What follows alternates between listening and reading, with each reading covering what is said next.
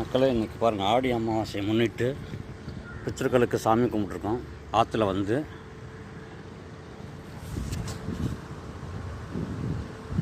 ஆற்றுல வந்து பிண்டம் வச்சு சாமி கும்பிட்டு கரைச்சி விடணுங்க.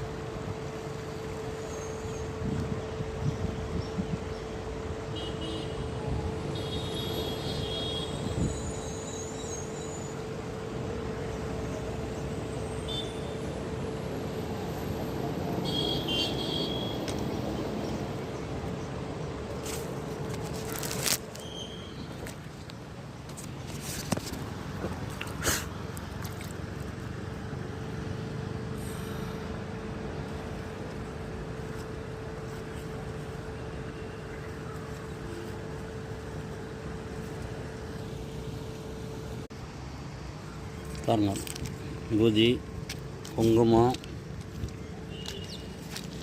மஞ்சள் பொடி எல்லாம் போட்டுக்கணுங்க. போட்டு பூவெல்லாம் வச்சு பிண்டத்துக்கு நீ அடுத்து கற்பூரம், வெத்தலை வாழைப்பழம் சூடாக ஊதுபத்தியெல்லாம் ஏற்றிட்டு கரைச்சி விட்டுணுங்க.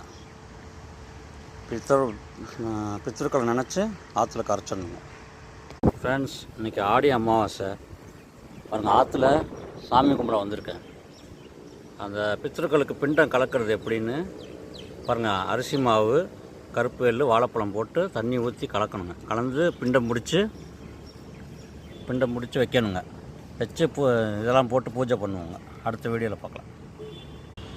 பாருங்கள், பிண்டம் பிடிச்சி பாருங்கள். இது தாத்தாவோட அப்பாவுக்கு, இது தாத்தாவுக்கு, இது எங்கள் அப்பாவுக்கு,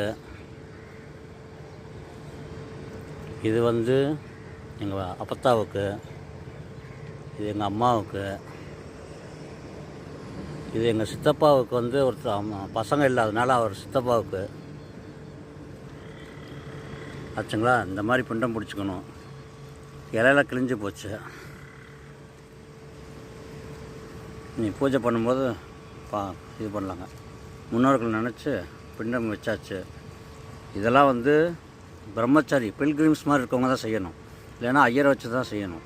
குடும்பத்தில் இருக்கவங்க இந்த மாதிரி செஞ்சால் அவங்களுக்கு ஆகாது.